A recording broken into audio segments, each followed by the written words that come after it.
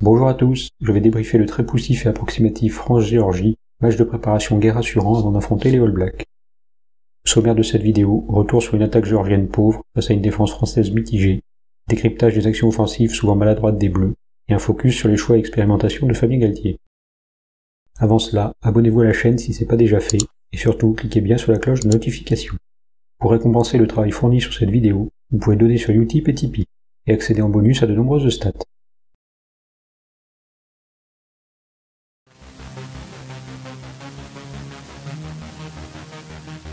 Les inspirations offensives géorgiennes ont été rares dans ce match. Leur second essai, consécutif à une mêlée solide, un doubleur efficace au milieu du terrain, et un ballon vite envoyé sur l'extérieur, est dû au très mauvais placement de Jalibert, qui se fixe sur un attaquant déjà surveillé par Mathis Lebel, et laisse l'ailier géorgien tout seul. Sinon, les Lelos n'ont produit que 2 actions réellement significatives, et partant toutes d'une touche. À la 47e, c'est en attaquant la zone 9-10 des Bleus en fond de touche, que les Géorgiens trouveront de l'avancée.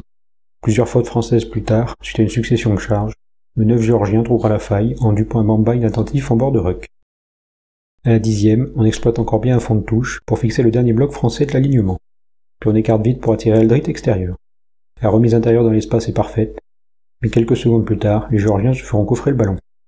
Cette finalité symbolise les difficultés géorgiennes sur les phases de contact. Dès la 2e, à peine le ballon est récupéré, que Marchand parvient déjà à le gratter. À la 6e, une belle action démarre après une technique transmission main-main, où on vient plonger au sol dans un ruck. À la 55e, après une mêlée, il ne faut que 9 secondes avant qu'un joueur commette un en avant au contact. Dans un autre registre, à la 44e, après un ballon porté, le joueur géorgien n'arrive pas à aplatir, subissant l'énergie défensive des Français. Enfin, les Géorgiens n'ont pas trouvé plus de solutions à la main. À la 25e, une succession de passes hasardeuses les fait reculer de 25 mètres, avant un nouveau plongeon au sol. À la 41e, on recommence, mais c'est un en avant qui annihile tout. Les Lelos peuvent avoir des regrets, car la défense française a souvent été attentiste. À la 11e, le trio Jaminet-Dupont-Penaud se regarde, et personne n'est au duel sur une chandelle. 7 secondes plus tard, Aldrit attend trop l'attaquant et subit l'impact. On remet ça à la 17e, avec Aldrit et Macalou sans agressivité, puis c'est au tour de Woki et Marchand de manquer de nerfs à la 24e. Plus loin, Tamac rebondit carrément sur l'attaquant géorgien. Le début de seconde période illustre parfaitement ce manque d'envie des Bleus, avec une occupation tout à l'avantage des Géorgiens, 2 pénalités concédées et 2 fautes supplémentaires sur l'action menant en premier essai géorgien. Il faudra attendre la 49e pour voir un Français ballon en main dans le camp adverse. Pour terminer sur la défense française, outre les erreurs de Bamba et Jalibert sur les 2 essais géorgiens, on a vu des montées défensives douteuses pour couper les extérieurs, comme ici avec Ficou. À la 45e, on laisse un trou béant dans la zone d'Antonio et Macalou, 2 joueurs moins rapides que des 3/4. On pourrait aussi signaler cette erreur d'Aldrit, qui se consomme inutilement en bord de ruck, ouvrant un espace pour le demi de mêlée adverse. Enfin, les attitudes sur les duels n'étaient pas irréprochables. Tamac plaque trop un numéro 8 lancé, au lieu de le plaquer aux jambes. Idem pour Danty à la 60e, qui n'arrive pas à enserrer son adversaire, car pris trop haut.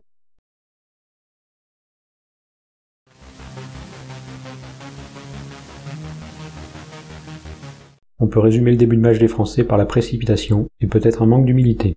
En témoigne ce jeu à la baballe à la 2e minute, avec une première remise hasardeuse de Jelon pour Marchand, suivie immédiatement d'une remise pour personne de Jalibert.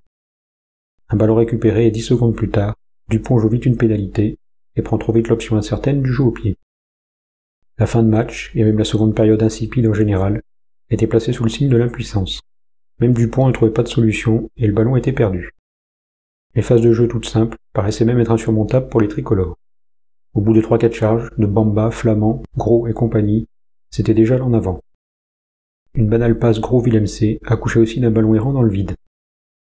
Dans les 10 dernières minutes, 2 séquences de jeu, dont une de plus de 2 minutes, n'entraînaient absolument aucune avancée. Le reste du temps, les Français ont surtout éprouvé des difficultés à bien fixer la défense adverse. On démarre à la 13e avec une bonne prise en touche de Macalou.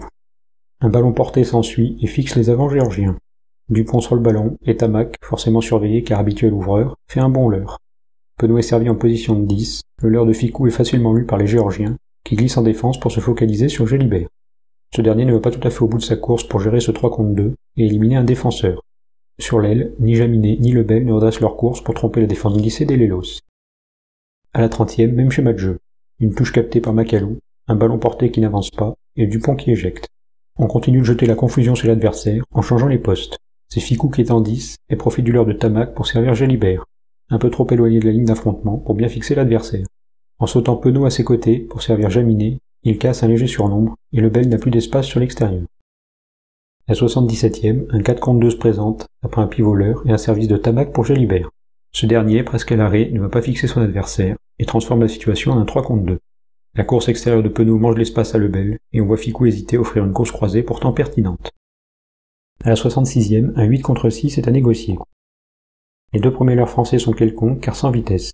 Les trois quarts sont loin de la ligne d'avantage et on bascule alors sur un 5 contre 4. La sautée inappropriée de Jalibert et le leurre inefficace d'Aldrit tuent le surnombre. Quand les Français ont enfin réussi à bien fixer la défense adverse, ce sont d'autres erreurs qui ont été commises.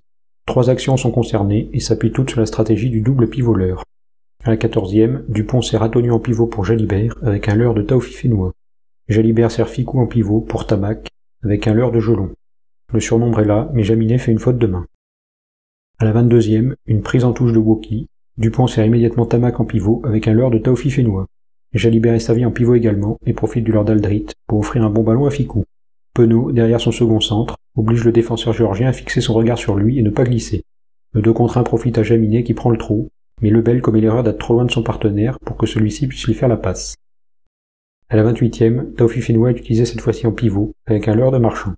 Puis c'est Jalibert qui est servi en pivot pour Tamac avec un leurre d'Antonio. Tamac ne joue pas extérieur alors qu'il y a de l'espace. Si les Bleus ont donc été très approximatifs, quelques actions ont été bien menées de bout en bout. Dès l'entame, après une prise de Woki en touche, Jalibert sert Ficou pour une bonne course croisée de fixation qui occupe quand même 3 défenseurs. On revoit le départ de l'action pour constater que le leurre de Lebel et la présence de Tamac proche de Ficou expliquent cette concentration de défenseurs géorgiens. On remarque aussi que Tamac s'écarte très rapidement sur l'extérieur dès que Ficou est servi. Ce n'est pas un hasard, Tamac est servi extérieur par Jalibert. L'attaque est proche de la défense en sous-nombre, la sautée de Tamac pour Penaud est donc parfaite. L'ailier clermontois joue au pied et manque de peu laisser. À la 35e, les Bleus insistent sur la mêlée pour mettre les adversaires sur les talons. On voit que Baye force un peu plus que son pilier droit pour faire tourner légèrement la mêlée extérieure, et retarder ainsi les 3e lignes. Dupont occupe le 9 adverse et sert très bien Ficou, qui fixe et donne intérieur à Penaud. C'est là qu'on voit que le retard des 3e lignes est décisif pour ménager un espace imparable à l'ailier français. À la 37e, on feinte le jeu au pied de Jaminet et on relance depuis les 22 mètres avec Jalibert, Tamac, Ficou et Penaud. Les courses sont rapides, les passes sont limpides, et Penaud déborde avant un jeu au pied qui met en difficulté l'arrière géorgien. À la 71e, le lancement est simple mais efficace, après une touche et le travail des avants. Ficou est en pivot pour servir Tamac, alors que Jalibert est en leurre. Tamac sert Penaud seul sur l'extérieur, car le dernier défenseur est pris par le leurre de Lebel. À la 31e, c'est un peu différent, car ça part d'une touche géorgienne que Woki dérobe. Les Géorgiens ont pris un gros risque à 5 mètres de leur en-but, avec un seul bloc de saut dans l'alignement et une combinaison facile à décoder pour le contre français. Derrière, Dupont est ultra réactif et profite des 3 leurres de Baye, Aldrit et Gelon pour servir Tamac, qui écarte sur Jalibert. Le surnombre est énorme et Jalibert peut marquer tout seul sans prendre le risque de faire une passe.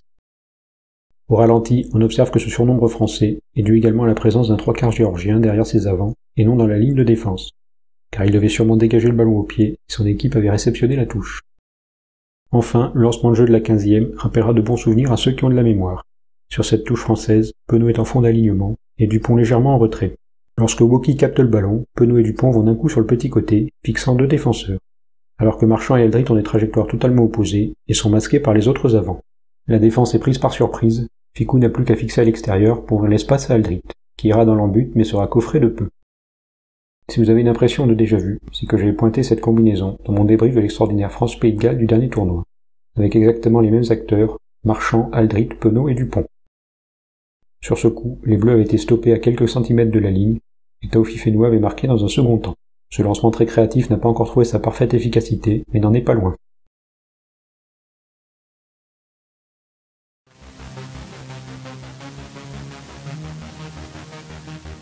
Les choix et expérimentations de Galtier ont connu des fortunes diverses, mais majoritairement négatives.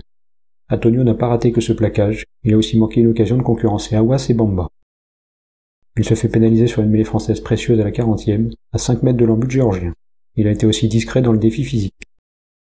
En 2e ligne, Woki a brillé, mais dans les secteurs du parfait 3e ligne, comme la touche.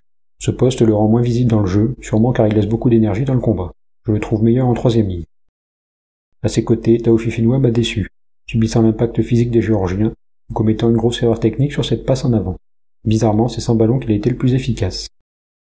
Derrière, le passage de Jalibert en 15 n'a pas été une réussite. Fautif dans son placement sur le second essai géorgien, il a été aussi mal avisé sur cette réception de chandelle qu'il rate complètement, et fait du air défense. Ça et ses nombreuses fixations insuffisantes dans la ligne d'attaque. Concernant Lebel, on a vu qu'il n'avait pas eu de bon ballon à l'aile face à la défense glissée des Géorgiens. Malgré cela, il s'en est sorti honorablement, parvenant à bonifier quelques ballons. Enfin, parlons de Lucas Macallon, l'international français le plus surcoté du moment. Il a été extrêmement maladroit, des en avant, des ballons pas contrôlés, une passe ratée sur une action d'essai, et bien sûr ce gros raté technique sur une action sans pression. Au contact, il n'a pas avancé, et s'est même fait renverser sur un duel. Pour un joueur que Galtier voulait tester à l'aile, on peut dire qu'il est long à se lancer, et ne connaît pas le crochet intérieur. Hormis son apport en touche, sa prestation est à oublier. Il ne devrait pas affronter les Blacks. Merci à tous d'avoir regardé cette vidéo, pensez au pouce bleu si elle vous a plu, à vous abonner, à cliquer sur la cloche de notification, et à laisser votre avis sur ce match dans les commentaires. Soutenez aussi la chaîne sur Utip et Tipeee. On croise les doigts pour samedi contre la Nouvelle-Zélande. À bientôt!